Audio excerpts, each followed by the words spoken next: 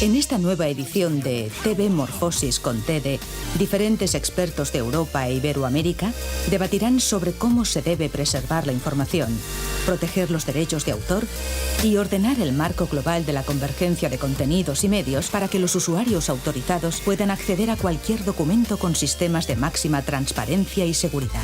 TV Morfosis con TEDE se celebra por cuarta vez en Valencia los días 29, 30 y 31 de octubre de 2018 en el Taller de Audiovisuales y en el Centro Cultural La Nau de la Universitat de València.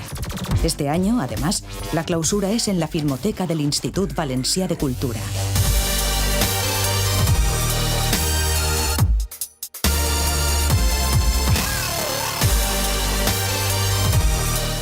Inicia la convocatoria para la tercera edición del primer Festival Nacional de Cine Temático y Transmedia de Colombia, Cine con lo que hay Fest. Este año el tema es Bici. Ingresa a nuestra página web www.cineconloquehayfest.com. Entérate de las bases e inscríbete. Mientras más pronto lo hagas, más tiempo tendrás para realizar tu cortometraje. 5 regiones premiadas, un solo ganador nacional, eventos temáticos, agenda académica, con el apoyo de...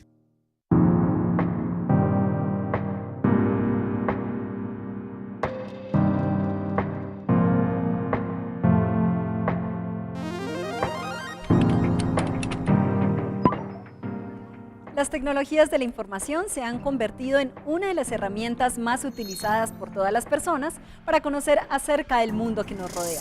Por eso la ESAP también está en las redes sociales. En Facebook y Twitter podrás encontrar noticias, información, eventos y transmisiones en vivo. En Instagram podrás encontrar seminarios, cursos, capacitaciones y todo lo que te interesa saber de tu universidad. Y no te olvides de vernos todos los viernes a través de ESAP Noticias a las 8 de la noche por nuestros canales oficiales y aliados. Porque en el mundo digital, todos somos ESAP.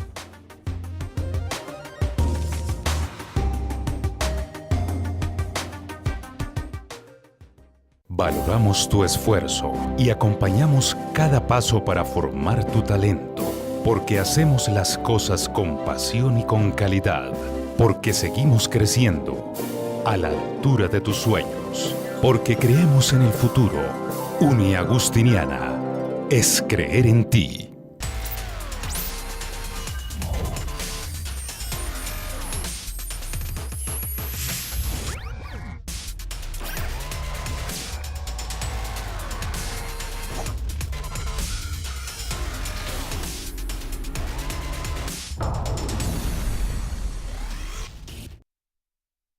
Bienvenidos, muy buenas tardes. Es gratísimo para nosotros saludarlos y darles la bienvenida al quinto programa de nuestra TV Morfosis Colombia 2018. Es la sexta versión que se hace en nuestro país y hoy completamos en el marco de este evento la versión número 23 en el mundo.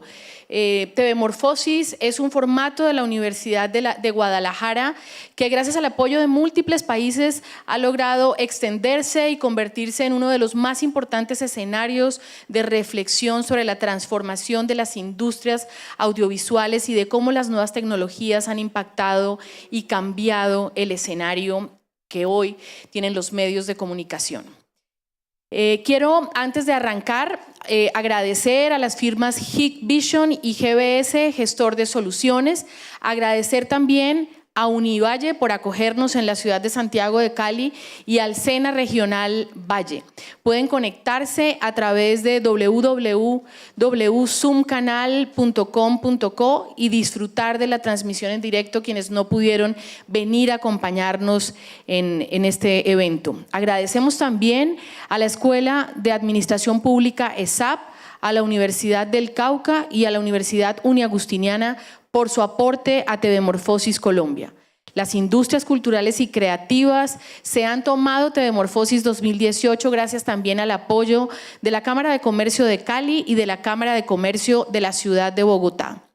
TV Morfosis se lleva a cabo también con el apoyo de la Autoridad Nacional de Televisión y de la Asociación de Televisiones Educativas Iberoamericanas, ATI. Vamos a ver ahora la temática que abordaremos en nuestro quinto programa, una temática candente y referente a todo lo que tiene que ver con la propiedad intelectual y los derechos de autor. Veamos el cabezote de nuestro programa.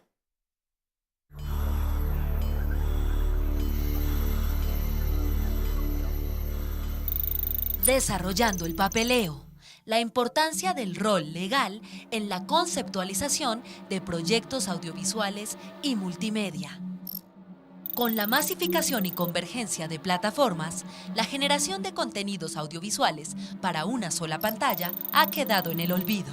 En la actualidad, los contenidos multimedia están a la vanguardia, donde a través de la interactividad, los productores y realizadores de contenidos deben analizar con detenimiento aspectos como derechos de autor multiplataforma, generación de recursos en múltiples pantallas, seguridad cibernética, bitcoins, entre otras.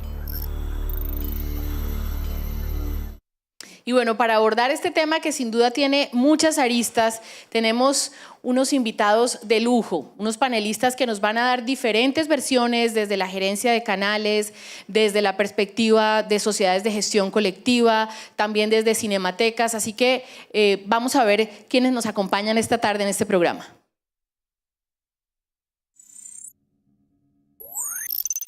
David Useche, abogado de Ejeda, Colombia. Abogado, apasionado por la creación y desarrollo cultural. Actualmente es asesor de emprendimientos en producciones musicales, audiovisuales, así como de medios de comunicación masivos en materia de gestión cultural, derechos de autor y derecho de imagen. David Zapata, asesor de formación de la Cinemateca Distrital, Colombia, sociólogo, docente universitario de investigación, lenguaje cinematográfico, gestión cultural e industrias culturales, asesor de formación de la Cinemateca Distrital, gerencia de artes audiovisuales del Instituto Distrital de las Artes y Dartes de Bogotá. Jorge Negrete, presidente ejecutivo de Media Telecom, México. Licenciado en Derecho por la Universidad Nacional Autónoma de México, UNAM. Analista del sector de telecomunicaciones. Fue presidente de la Asociación Mexicana de Derecho a la Información. Es presidente ejecutivo de Media Telecom y miembro del Consejo Consultivo del IFT. Gabriel Torres, presidente del Consejo Directivo de la Asociación de Televisiones Educativas y Culturales Iberoamericanas, ATI, México. Director de Canal 44 y Radio UDG de la Universidad de Guadalajara. Presidente de la Asociación de Televisiones Educativas y Culturales Iberoamericanas, ATI, y del Consejo Editorial Consultivo de Notimex. Fundador y coordinador de TV Morfosis.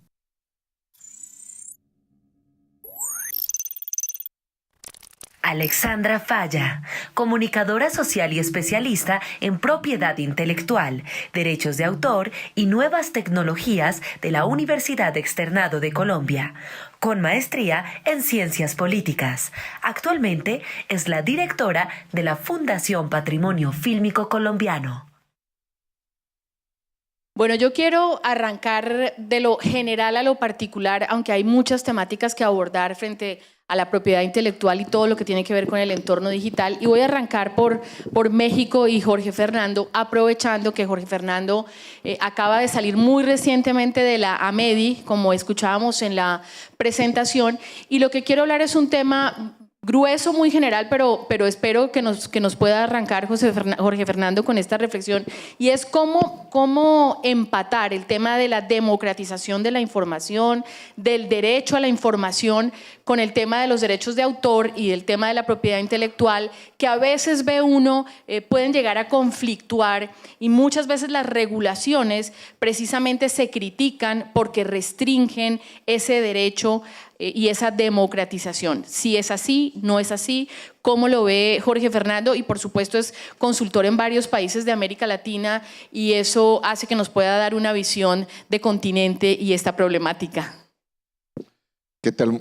Buenas tardes. Siempre es un placer estar aquí en Colombia, estar contigo, Alexandra, con mis queridos amigos, pero además con el provocador intelectual de este proyecto, Gabriel, ¿no? Hace un buen rato que te dedicas a conspirar creatividad y reflexión sobre este tema en en Iberoamérica. El tema es tan sencillo como complejo, porque el universo digital tiene la enorme capacidad de evidenciar las fallas en las cadenas de valor de la política pública y también en los modelos de negocio. Y ha creado nuevos paradigmas en nuestra sociedad. El Internet, la banda ancha, la convergencia, ahora el cloud computing, el análisis de los grandes datos, la inteligencia artificial y todo esto, y la conectividad en general, tienen la enorme capacidad de transformar los procesos productivos de la sociedad. E incluso ahora es un derecho fundamental el acceso a la conectividad. Desde el 2012 las Naciones Unidas emitieron una resolución donde proponen la consideración del acceso al Internet como un derecho fundamental, y los países que han suscrito una serie de convenios con las Naciones Unidas ahora reconocen, cuando menos, si no en sus constituciones, por distintos convenios, acuerdos internacionales, que esto es un derecho fundamental. Y un derecho fundamental, cuando lo es, tiene algunas características. Me van a perdonar la parte jurídica, pero es para entrar y hacer más fácil el asunto. Los derechos fundamentales tienen una serie de características vitales. La primera de ellas es que un derecho fundamental no está arriba de otro. Son exactamente iguales. Son interdependientes, universales y programáticos. Esto quiere decir que entonces el Internet, al ser un derecho fundamental, habilita otros derechos: educación, salud, cultura y otros derechos fundamentales que reconocen los distintos países, como la protección de datos, los derechos de autor, ¿no? Aquí es donde empieza a entrar el tema. Pero el universo digital se mueve de manera distinta, va a una velocidad enorme, modificando estas cadenas de valor y de política pública. Un ejemplo que hablábamos antes de comenzar este panel es, por ejemplo, la música. La música, antes ustedes recuerdan que la comprábamos en cajitas que se encelofanaban, que se metían en cajas, que se transportaban y se mandaban a un lugar muy remoto, donde tenían que llegar a una bodega, abrir la caja, colocar el producto en punto de venta, y el disco les salía carísimo. Y entonces ustedes escuchaban solamente 1 o 2 veces en su vida, o 5 veces en su vida, el disco, y después lo tenían guardado, almacenado. Ustedes estaban pagando todos esos servicios, y ahora solamente cuando consumen la música en estos dispositivos pueden escucharla, y pagan solamente las veces que lo escuchan ustedes. No pagan el conjunto de pasos que eran ineficientes alrededor, y por lo tanto también se modifican los derechos de autor. Por ejemplo, muchos artistas se enojan hoy en día y dicen: es que nos pagan muy poco Spotify. Sí, estaban acostumbrados a que se les pagara un pedacito de toda la cadena de valor que les acabo de mencionar, y ahora solamente se les paga cada vez que se escucha ese pedacito de música que escuchan 2 o 3 veces y después nunca más. Por supuesto, es una cantidad menor. Quiere decir que ahí estaba el elemento de eficiencia económica, y que se protege por un derecho de autor que empieza a ser en este instante modificado y alterado por el ecosistema digital. Ha arrancado Jorge con temas gruesos como la coexistencia de derechos y cómo los derechos de autor y la propiedad intelectual tienen que coexistir con otros derechos. Ha arrancado con otro tema fundamental, que es evidentemente cómo el entorno digital ha cambiado la cadena de valor de distintas industrias, por supuesto de la industria audiovisual. Y yo añadiría que en nuestro país, por ejemplo, en Colombia, realmente la cultura frente al derecho de autor no es tan vieja. Es decir, no obstante que hablamos de que el convenio de Berna, que es como la gran cabeza de los derechos de autor en el mundo, es de 1886, y nuestra ley, la ley colombiana, y ahora averiguaremos los otros países, es del 82, realmente la cultura del derecho de autor es relativamente reciente. Antes los productores audiovisuales, los productores musicales no se percataban de lo que eso implicaba, y por supuesto no pensaron a futuro lo que eso iba a significar. Y esto me lleva a hacerle una pregunta a David, que trabaja en el tema de formación, y es: ¿cómo le estamos enseñando a estas nuevas generaciones todo lo que tiene que ver con estos derechos, lo que implica el uso de material preexistente o de obras preexistentes musicales o audiovisuales, lo que implica hacer una obra audiovisual, con qué derechos quedan, qué pasa si es una coproducción, qué pasa si es una obra por encargo, cómo estamos transmitiendo ese conocimiento desde la Cinemateca a estas nuevas generaciones que a veces las ve uno un poco perdidas en la materia.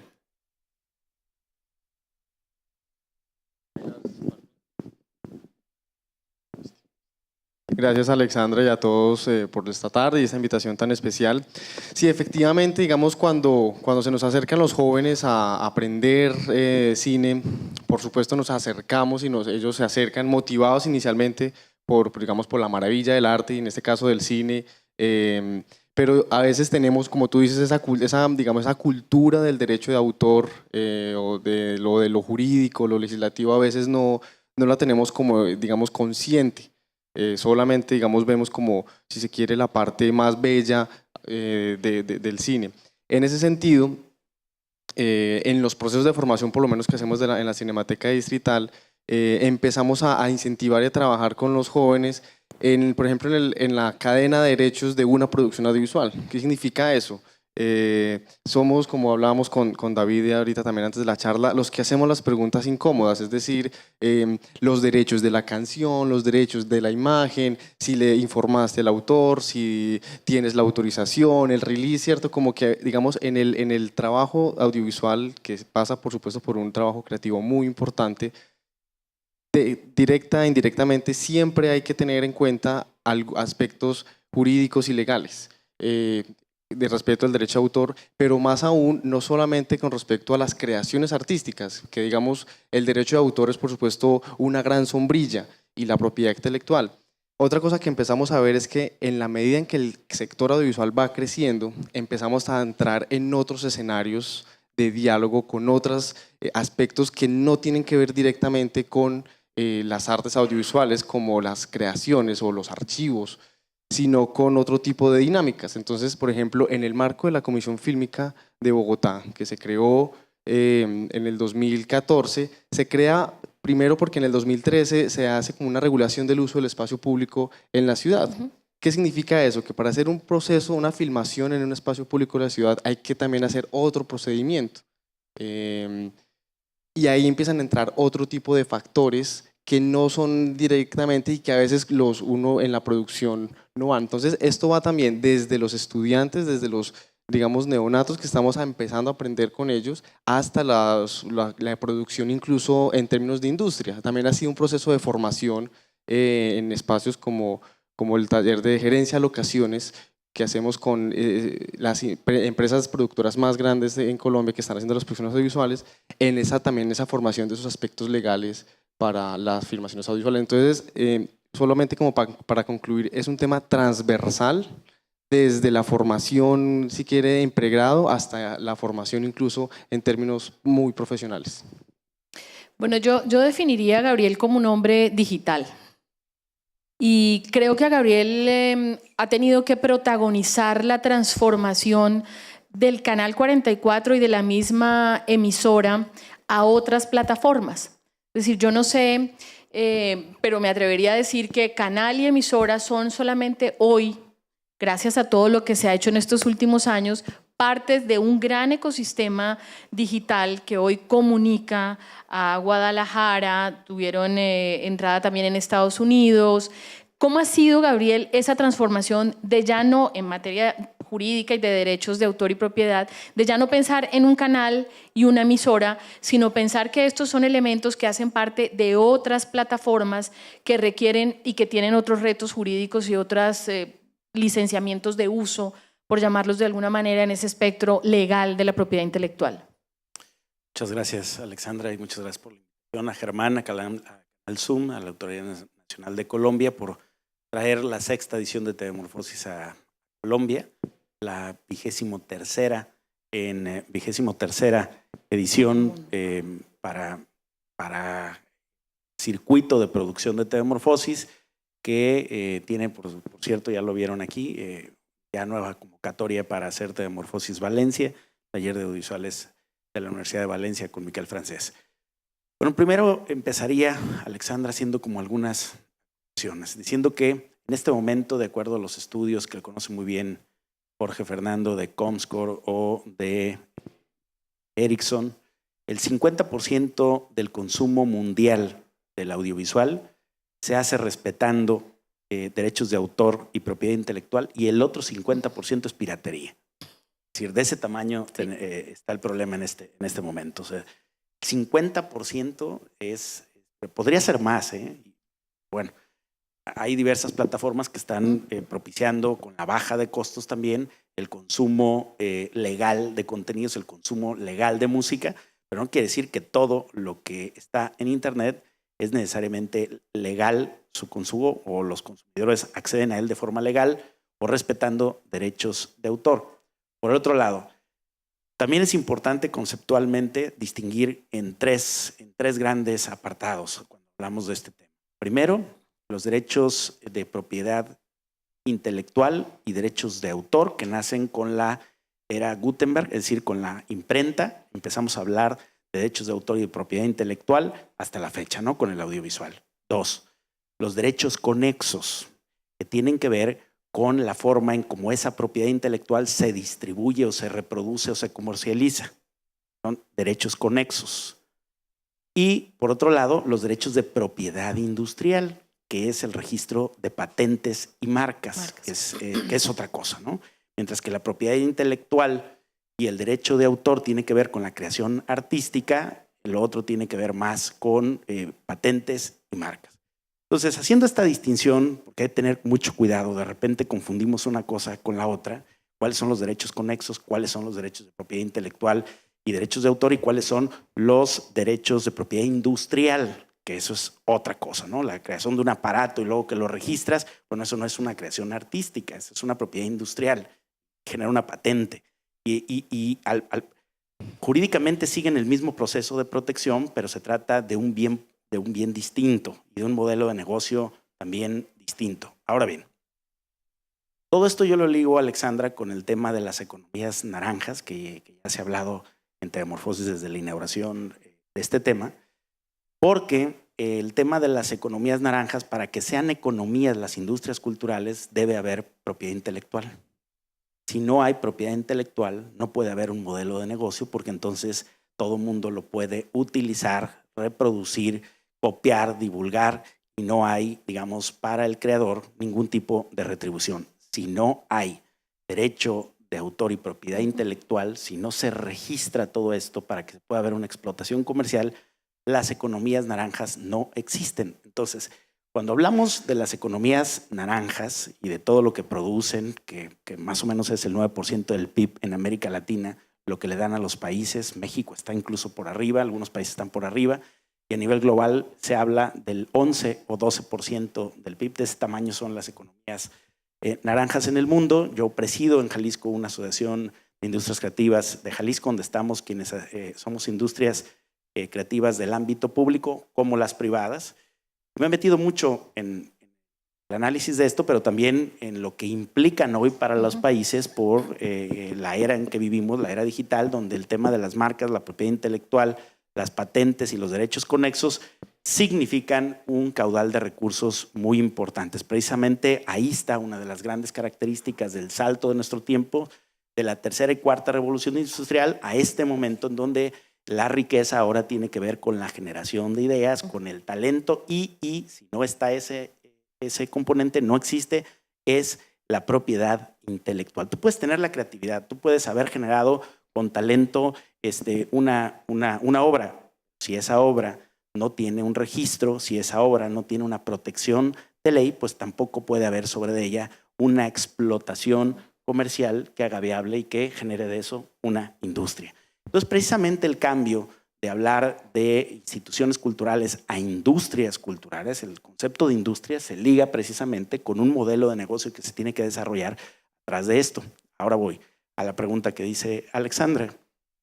Canal 44 nació como un canal nativo digital. Digo nativo digital porque no fue que tuvimos un canal y luego generamos las plataformas, sino que siendo un canal relativamente nuevo, tiene 7 años al aire en México, fue el último permiso que dio el Estado mexicano en análogo, pero ya con la cláusula de transición a digital. Y entonces desde que abrimos el canal, nosotros iniciamos ya con el proceso de digitalización desde arranque. Abrimos con una app, abrimos con un video streaming, abrimos con una reproducción en video bajo demanda de nuestros contenidos y abrimos con una protección total de nuestras obras en derechos de autor. Básicamente porque nuestro canal abrió en simultáneo una señal en Estados Unidos, canal 31.2, y en Estados Unidos la regulación de los derechos de autor y de la propiedad intelectual es sumamente estricta y las demandas por violar eso pues suelen ser cuantiosas y a veces para llevar a la quiebra a una institución o un grupo, además de severas en términos de penalidad. Por lo tanto, se hizo todo un proceso, el canal instaló, al interior tiene un departamento jurídico y un poder especial, es decir, nosotros directamente tenemos un poder delegado por el rector de la Universidad de Guadalajara para que el jurídico del canal haga todos los trámites necesarios ante el Instituto Mexicano de la Propiedad Intelectual. TV Morfosis, por ejemplo, es una marca. Si alguien quiere hacer TV Morfosis en Guadalajara, les hablo de algo, por ejemplo, en Argentina nos copiaron. Es tan exitoso TV Morfosis que 2 años después nos copiaron. Inventaron una cosa que es igual a lo que hacemos nosotros, nomás le pusieron Mediamorfosis, ¿no? De hecho son amigos de Pesitelli los que nos copiaron. Me los llevó a Cali a conocerlos, ¿no? Me dijo, oye, voy a hacer Mediamorfosis en México. Le dije, pues te voy a meter una demanda. ¿Por qué? Porque es una marca.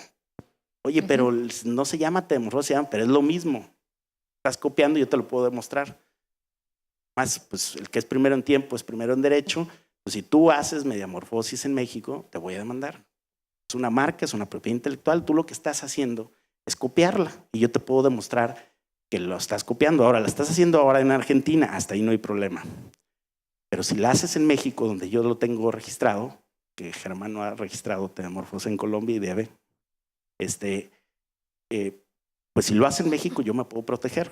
Incluso me puedo proteger en Argentina por los convenios internacionales, pero vamos, es mucho más efectivo. Para mí es rapidísimo pararle el carro en México porque lo tengo registrado como propiedad intelectual a nombre de la Universidad de Guadalajara 2 años antes que el señor estuviera haciendo lo mismito que nosotros, ¿no?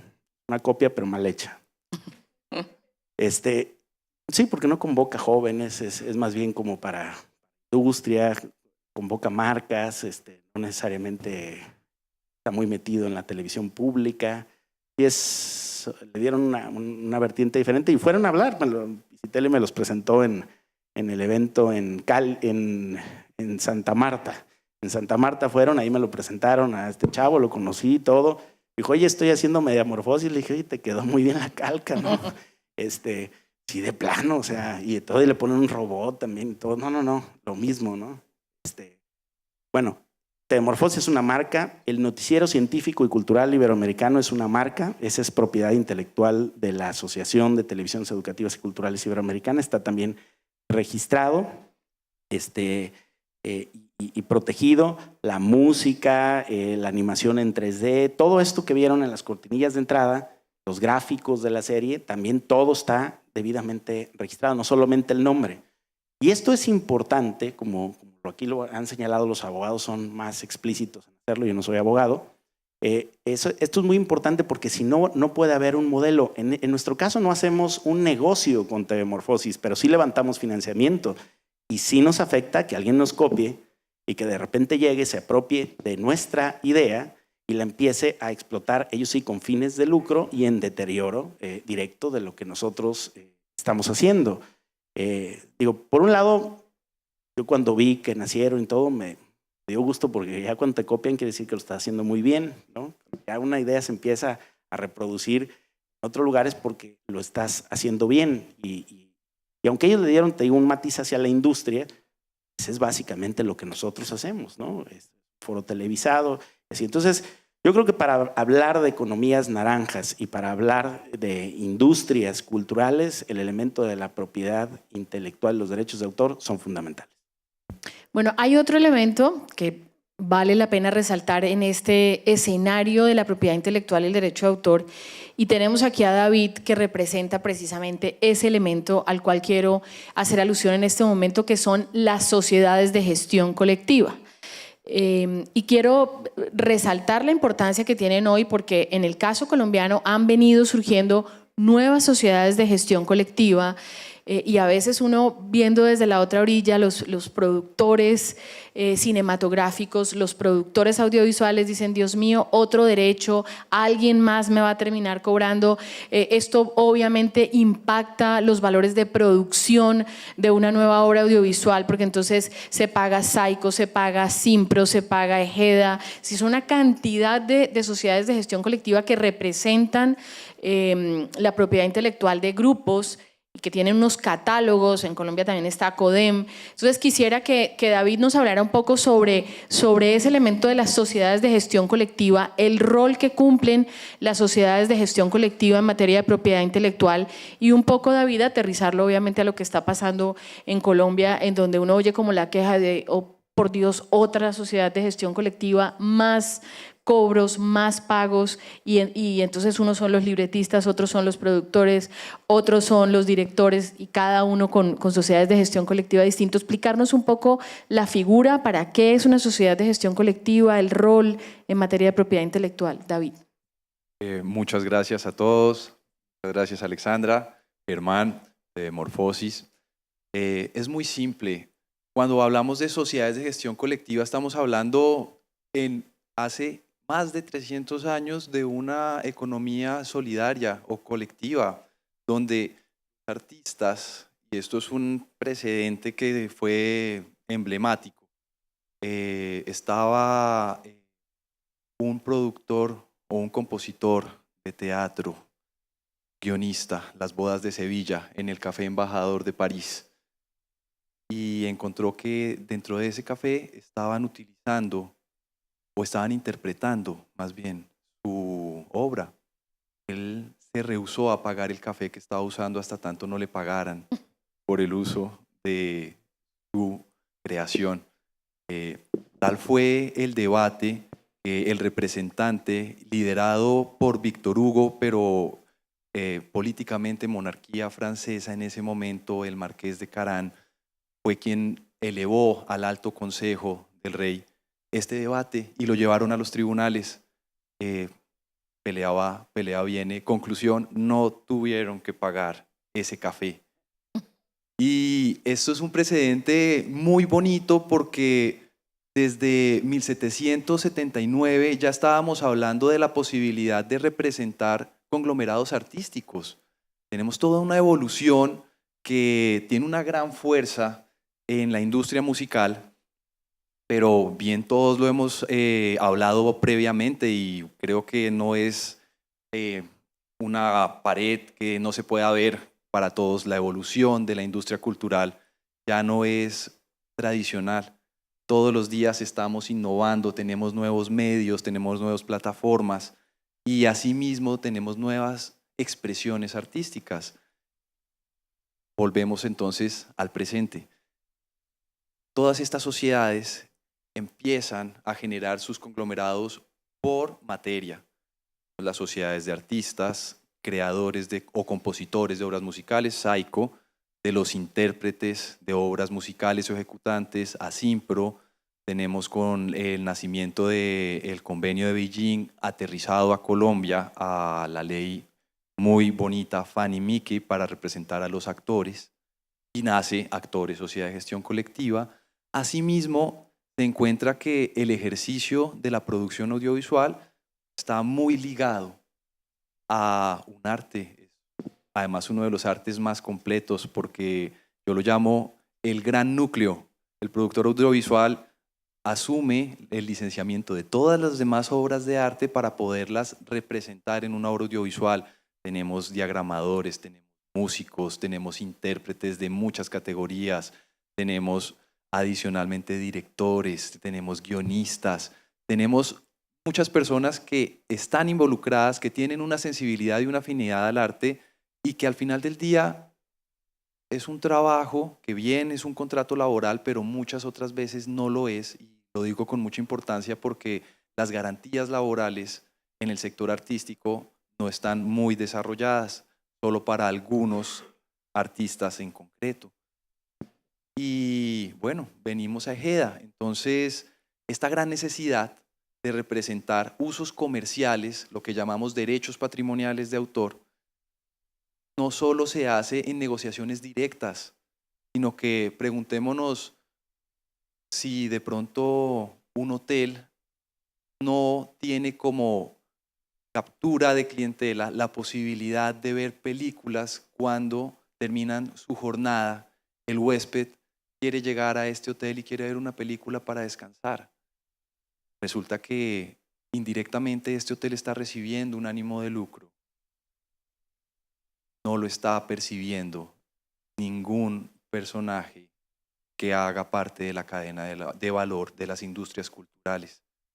Entonces, esta es la gran labor que hacen todas las sociedades de gestión colectiva, representar de manera aglomerada o conglomerada a todos los artistas para que sea una sola persona jurídica en estos casos la que represente los intereses. Que recaude. Exactamente, y generar esta prestación por regalías que técnica o teóricamente son las únicas regalías de carácter privado que permite la ley. Esos son las sociedades de gestión colectiva y si bien no terminamos de escribir la letra sobre cómo van a comportarse en el mercado presente, es un ejercicio donde se dice los artistas están vigentes y están empoderados a través de sus asociaciones.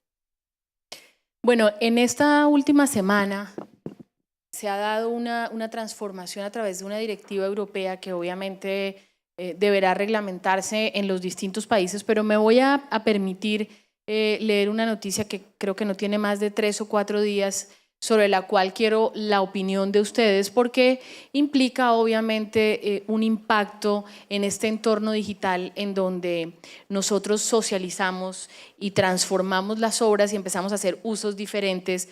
David se refería al tema de comunicación pública en el hotel. Bueno, Gabriel me parece que es una exposición perfecta en términos de diferenciación de propiedad intelectual en lo que tiene que ver con derechos de autor, pero también marcario, que es otro tema. Pero esta me parece súper interesante porque tiene que ver con nuestro día a día y con el consumo de plataformas bastante utilizadas actualmente.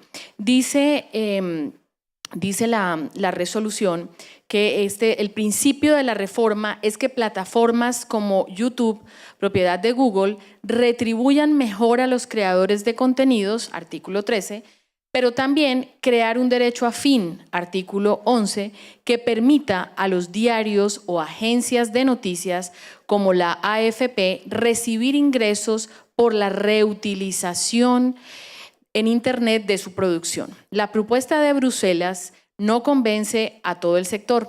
Los gigantes de Internet como Facebook temen que se cuestione su modelo de negocio y los activistas consideran que la nueva legislación puede representar una amenaza para la libertad de expresión en la web.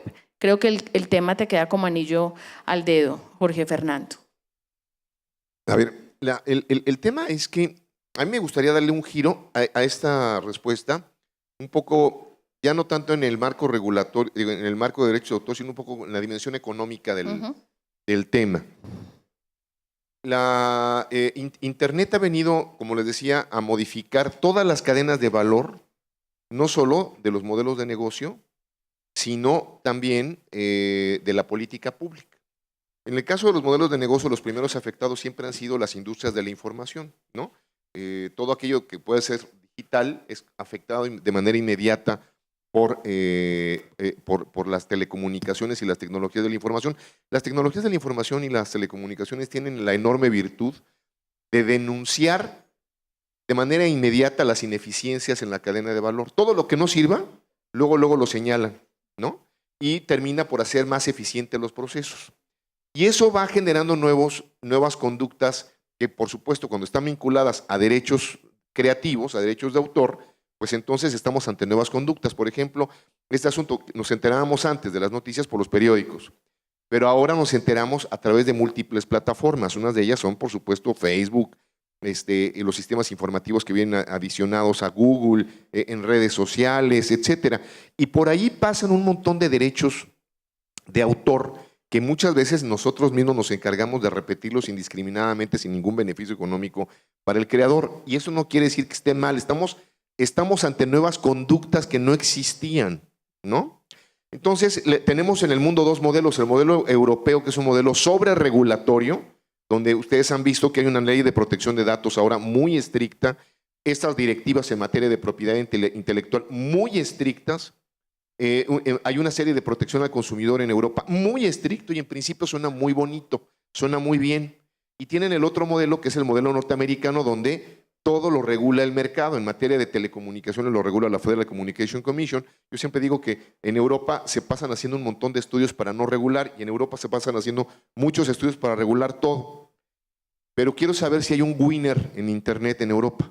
No conozco ninguna empresa ganadora en Internet. En cambio, todas las empresas de Internet ganadoras están en Estados Unidos y en Asia, ¿no? Yo quiero repreguntar, ¿y qué va a terminar pasando? Porque evidentemente en el papel esto pues suena bien, pero ¿qué va a pasar en la vida real con tipo de decisiones como estas? Esta es una directiva que todavía, que es por supuesto obligatoria, pero tiene que revisarse en el marco de las legislaciones locales. Entonces, tú tienes ahorita un diálogo entre más de 20 países que tienen que debatir este tema. Entonces, esto no es inmediato. Esto está en un momento de repensarse, porque va a afectar ejercicios de libertad de expresión, sin duda alguna, ¿no? Hoy en día, buena parte de esta información circula bajo ejercicios de libertad de expresión, pero ahora va a ser difícil el criterio para decir que sí paga derechos de autor y que no. No quiero decir que no deba regularse, por supuesto que sí. Lo que siempre digo en estos casos es que hay que estar en estado beta. O sea, estado beta, ustedes que están en el tema digital saben que es este software que está a prueba, ¿no? Porque lo que se regula se queda y después ya no se quita. Entonces aquí hay que estar muy atento. Por lo pronto este es un tema europeo, ¿eh? No está en el mundo, aquí en América Latina todavía no está. ¿Me permites, Alexandra? Sí, pero espérate, una cosa para darte la palabra, Gabriel, porque se ha referido Jorge Fernando a que está en Europa. Pero yo quisiera ver eso cómo se relaciona con otra noticia que creo que todos los que estamos aquí hemos escuchado, y es el éxito que ha tenido el New York Times digital, que digamos se transformó hace relativamente poco y hoy tiene 2 millones de suscriptores. Y eso lo toco en este momento, Gabriel, en relación con la directiva europea, porque se refiere precisamente a eso, a cómo un medio se reproduce a través de estas plataformas sin recibir recursos, y montando aparte su plataforma puede sí recibirlos. Dale. Sí, bueno, está el caso del New York Times, del USA Today. La mayoría de los diarios en Estados Unidos están migrando las versiones digitales. Bueno, el caso del New York Times, que tocó hace unos años en un training en Estados Unidos, ir a ver que la versión impresa está a las afueras de la ciudad, porque la versión impresa no genera dinero, no genera ingresos para tenerlo dentro de la ciudad, y el .com, es decir, la versión digital, está en el centro de la ciudad porque es tan rentable que ese sí puede pagar un edificio, una renta en el centro. Lo que dice Fernando tiene mucho sentido. Y ustedes obsérvenlo cómo pasa incluso en América Latina. Nosotros vamos al puesto de periódicos y querer comprar un diario, todo el diario te lo venden todavía. Estados Unidos ya casi todo lo regalan, ¿no? Pero aquí todavía te lo venden. Pero si entras a la versión digital, salvo algunos casos, es libre. Generalmente la versión digital de los diarios, en un 85%, es libre. ¿Por qué? Porque el comportamiento en el mundo digital no funciona así. El modelo de negocio no funciona así. Tiene que ver más bien con la publicidad, con los clics, con el nivel de penetración, el alcance de distribución que tiene. Ahora bien, ¿qué es lo que está ocasionando el modelo europeo? Que hay algunos países en América Latina que quieren caer en la tentación de la sobreregulación. Pues que la sobreregulación es una de las causas principales de lo que se conoce como anomia. La anomia es la transgresión sistemática de la norma. Cuando tienes algo sobreregulado, lo que sucede es que la gente empieza a violar las reglas porque son tantas que no se pueden cumplir, que se vuelve aquello engorroso, farragoso, tardado, ineficiente, y entonces empieza a haber un proceso de saltarse normas y reglas, y eso nos conduce a la anomia, una transgresión sistemática a la norma. Lo que está pasando en el modelo asiático y norteamericano que bien refiere Jorge Fernando es que dejar al arbitrio de la oferta y la demanda los contenidos en Internet es lo que ha dado mayores resultados en términos de penetración. Y lo que se regula mucho en Internet deja de funcionar. O sea, poco a poco va saliendo. Vean ustedes en los diarios que te piden usuario y clave para entrar a los periódicos, pues son los menos consultados. ¿Por qué? Porque es farragoso. Ya, digo, hoy el nativo digital quiere entrar en 2 clics a buscar y encontrar lo que va así. Ahora, cuando lo abre, va a haber un anuncio y ese anuncio significa ingresos y va a dar clics y va a haber un engagement y una serie de mediciones que le van a generar un modelo de negocio, pero tiene que estar basado distinto. Tú no puedes pensar que vender un periódico en la calle es como venderlo, igual lo vas a vender y quieres 5 pesos en Internet cada que lo vean, porque entonces no va a funcionar. Es justamente lo que no va a funcionar. Por el otro lado, y déjame pongo una provocación, este tema de las sociedades de gestión. A ver, sí, las sociedades de gestión en el modelo que son, nos generamos una gran organización para cobrar derechos de autor, suena bien. Pero yo también les diría, ¿y hasta dónde también tenemos sociedades de chantaje? ¿Por qué? Porque muchas veces esto pasa lo mismo que con los sindicatos, ¿no? Se hace una organización para defensa de los trabajadores y lo último que hacen es defender a los trabajadores, ¿no? Entonces se hace una gran organización para defender los derechos de autor y sí cobran, pero a los autores no les llega. También se queda ahí. No necesariamente son los mejores ejemplos de gestión de derechos de autor. Es decir, si yo tuviera una obra comercialmente muy rentable, lo último que haría es dejar que me represente una sociedad de gestión. Es una opinión muy personal. ¿Por qué? Porque esas grandes organizaciones, primero, no dan cuentas claras a los autores, reportan lo que quieren, pasa un poco como cuando publicas en YouTube, ¿no? Ellos venden un montón de publicidad y te dan 2 o 3 centavos de lo que venden. Ahora los youtubers ya están quedándose también, están en bancarrota porque les bajaron toda la publicidad. Vende cada vez más la plataforma, pero cada vez les pagan menos a los que crean la obra. Entonces estas grandes sociedades de gestión, ¿hasta dónde son sociedades de chantaje? También, se los digo por experiencia, a mí me llegó, somos un medio público, me llegó una asociación que nosotros somos la sociedad que representa a todos los autores de música de México y del mundo. Ah, caray, ¿cómo? Sí, qué bien. Y, no, pues te vengo a emplazar que necesito un 10% de tu presupuesto o te voy a demandar. Ah, caray, ¿y por qué? Porque toda la música yo la represento, toda la del mundo, toda. Ah, bueno, y entonces, y además quiero un 10% de tu presupuesto. Oye, le dije, bueno, nomás vamos haciendo algo. Tú eres abogado, sí. Acredítame la representación legal de cada autor y señálame las obras que tú dices que representas. Señálame el catálogo. Cuando tú me las señales, ¿me vas a pagar? No, las voy a sacar del aire. No te voy a pagar nada a ti. Yo le pago al autor.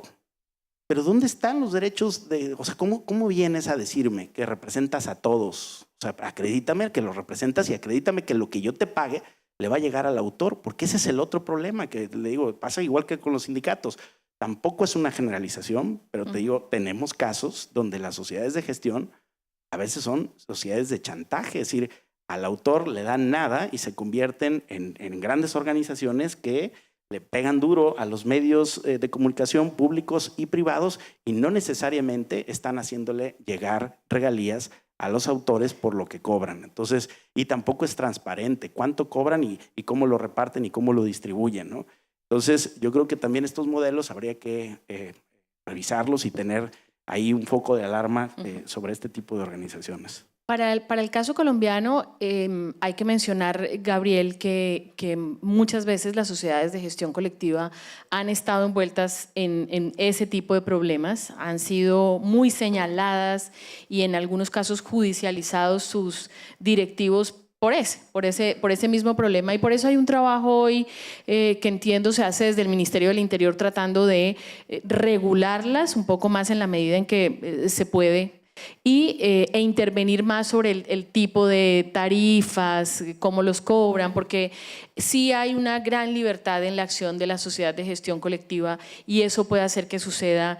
Eso en Colombia lo hemos visto y hemos visto penalización por mal actuar de las sociedades de gestión colectiva. Estaba David queriendo hablar sobre este tema. Dale, David, por favor. Sí.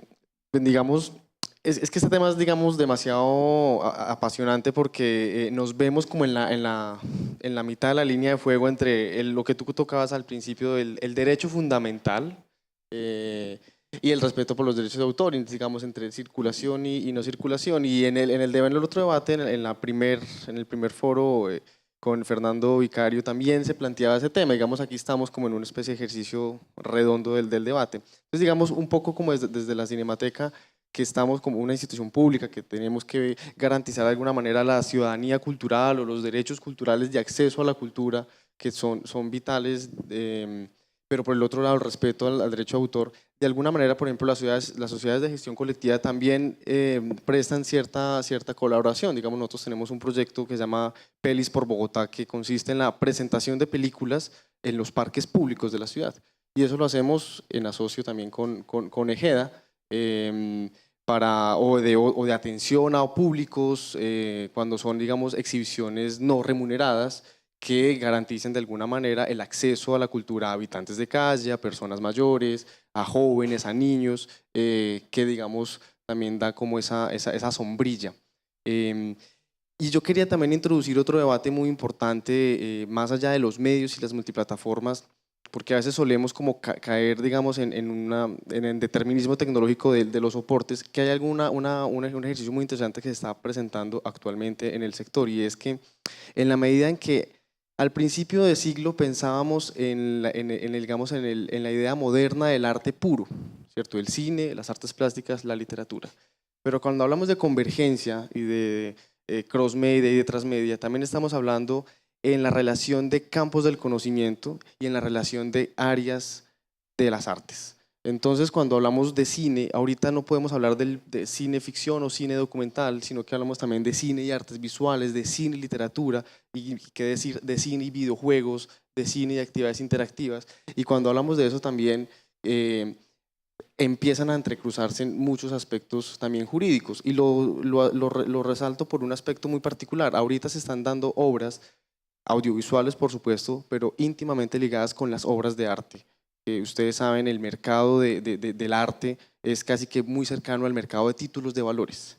Entonces también es otro aspecto también allí bien interesante, que cómo se cruzan los aspectos artísticos con los aspectos tecnológicos y con los aspectos legales, digamos, van ahí como entrecruzándose. Entonces es un debate como de ida y de vuelta.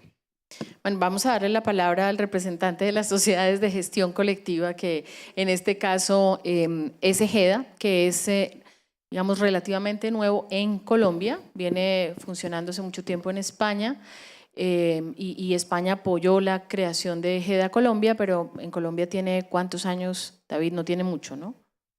Perfecto. Ejeda Colombia obtiene su personería por el Ministerio de Interior a través de la Dirección Nacional de Derecho de Autor en el año 2012. Es una sociedad vigente, nueva, y bueno, bien es cierto que cuando vivimos en el pasado sí tenemos un recuerdo de algunas grandes sociedades cuya administración pudo haber estado desbordada. Pero al nacimiento de Ejeda es muy bonito porque tenemos todo un respaldo tecnológico y unas plataformas que nos permiten ir punto a punto y justificado repertorio por repertorio, no solo entendiendo que estamos representando los derechos de autor, sino que también estamos representando la imagen que está asociada con el derecho de autor, que no está vinculada a la propiedad intelectual y es un derecho constitucional, por supuesto, que no lo hemos tenido en cuenta en esta conversación. Pero hoy en día, ¿qué se puede hacer? A nuestros asociados, nosotros les indicamos exactamente a través de un programa de cómputo que nos hace una trazabilidad. Señores, su obra, su producción audiovisual ha sido comunicada al público en este país, en este establecimiento, y hemos generado una tarifa que acorde a las necesidades de este país y a la realidad económica de ese país, se ha generado una tasa. Entonces, pues bien podríamos llegar a generalizar que el ejercicio de las sociedades de gestión colectiva es un poco desmedido, pero yo creo que es una palabra con mucha fuerza y que al tenor de la letra y de la realidad tendríamos que sentarnos a analizar una por una, porque los grandes escándalos son de las grandes sociedades de gestión colectiva que han tenido que hacer una transformación, pero las nuevas sociedades de gestión colectiva han aprendido y hemos aprendido de la experiencia pues, de estos colegas del pasado y por supuesto también nos ha dado una muy bonita lección, y es que los usuarios ya son conscientes, como bien lo decías, si quieren o no quieren utilizar el repertorio, y eso es un ejercicio de voluntad económica. Afortunadamente los repertorios que representa Ejeda pues son vigentes, útiles y además con gran necesidad de visibilidad en el mercado. Entonces una muy buena forma de capturar clientelas a través de contenidos de calidad. Y tenemos una presunción de repertorios que bien lo dice la ley, pero más allá de eso es ir obra por obra. ¿Necesitas una obra de Lucas Studios? Bueno, imagínate que la tenemos en nuestro repertorio. ¿Quieres usarla? Bueno, licenciemos. No es que todas las sociedades de gestión colectiva lleguen a cobrar con una presunción de todo esto es nuestro y ya.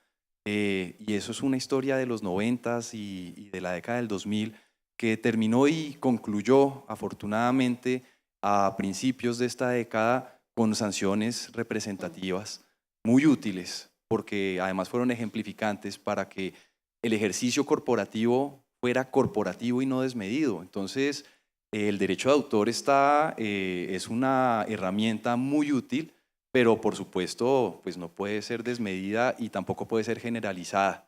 Entonces, creo que… Bueno, además hay otra cosa que lo que dice Gabriel es cierto, ¿no? Yo como creadora de una obra puedo o no hacer uso de una sociedad de gestión colectiva o puedo de manera independiente gestionar mis propios derechos. Claro que imagínense ustedes, no sé cuántos miles de creadores gestionando de manera individual derechos también sería bastante complejo. El tiempo en televisión, como decía mi colega Gabriel Levy, es tirano y este tiempo se ha pasado rapidísimo. Creo que tenemos…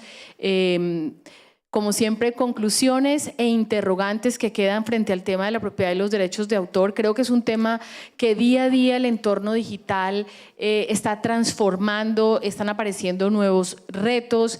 La OMPI tiene un trabajo muy importante en nuevas lecturas de legislación pasada que de alguna manera interpretan la comunicación pública, la reproducción, en el campo del entorno digital y por supuesto que hay también en nuevas declaratorias de la OMPI y en nuevos casos que resuelve la OMPI temas que tienen que ver con lo que mencionaba Gabriel de derechos conexos, que son aquellos que soportan la difusión de la obra. Yo quisiera, antes de terminar, agradecer nuevamente el apoyo de la Universidad del Valle, que nos acoge en la ciudad de Santiago de Cali. Agradecer, por supuesto, al Canal 44 de Guadalajara por permitirnos desarrollar el formato TV Morfosis en Colombia. Agradecer el apoyo de la Autoridad Nacional de Televisión que en las versiones que se han hecho en Colombia se ha vinculado de una manera importante, ha participado en los debates. Este es un debate muy álgido que tiene que ver, por supuesto, con intereses disímiles. Creo que hemos abordado temas tan importantes como la necesidad de coexistencia en el marco de la producción audiovisual del derecho a la información, de los derechos asociados a la propiedad intelectual y por supuesto que es un reto para nosotros poder hacer que esos derechos coexistan de una manera que sea conveniente para el desarrollo de la industria audiovisual, que creo es lo más importante en el marco de lo que hemos planteado y de lo que se ha planteado desde el nuevo gobierno en términos de la economía naranja. Si no logramos esa coexistencia, pues seguramente que el derecho de autor puede convertirse en una talanquera de desarrollo de diferentes industrias creativas. Aquí hemos hecho alusión de manera fundamental y resaltada de la industria audiovisual, pero hay muchas otras industrias creativas que por supuesto también están relacionadas con este tema. Agradecemos muchísimo a quienes nos han acompañado en esta tarde, por supuesto agradecer a nuestros panelistas que han enriquecido este debate con sus experiencias y con sus conocimientos sobre el tema. Muchas gracias y los esperamos en un próximo capítulo de esta programación de TV Morfosis 2018, en esta ocasión en la ciudad de Santiago de Cali. Muy buenas tardes.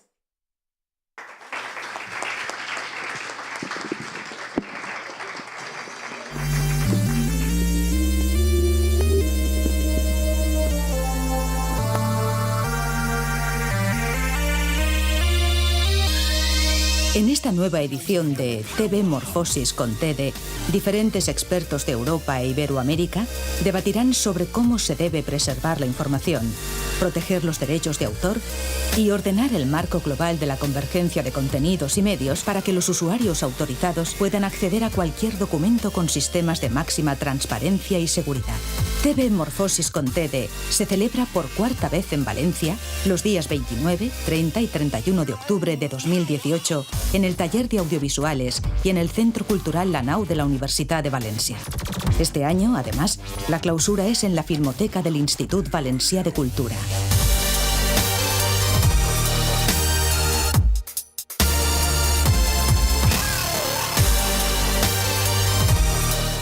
Inicia la convocatoria para la tercera edición del primer Festival Nacional de Cine Temático y Transmedia de Colombia, Cine con lo que hay Fest. Este año el tema es Bici. Ingresa a nuestra página web www.cineconloquehayfest.com. Entérate de las bases e inscríbete. Mientras más pronto lo hagas, más tiempo tendrás para realizar tu cortometraje. 5 regiones premiadas, un solo ganador nacional, eventos temáticos, agenda académica, con el apoyo de...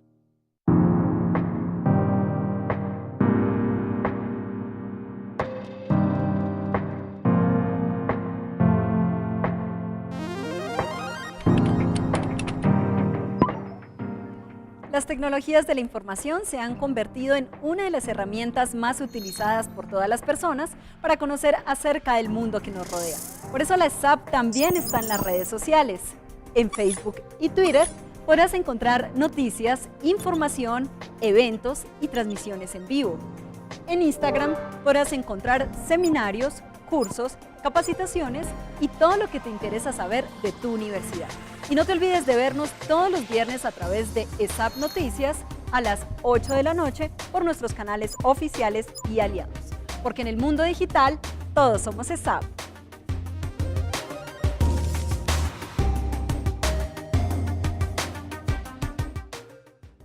Valoramos tu esfuerzo y acompañamos cada paso para formar tu talento, porque hacemos las cosas con pasión y con calidad, porque seguimos creciendo a la altura de tus sueños, porque creemos en el futuro. UniAgustiniana es creer en ti.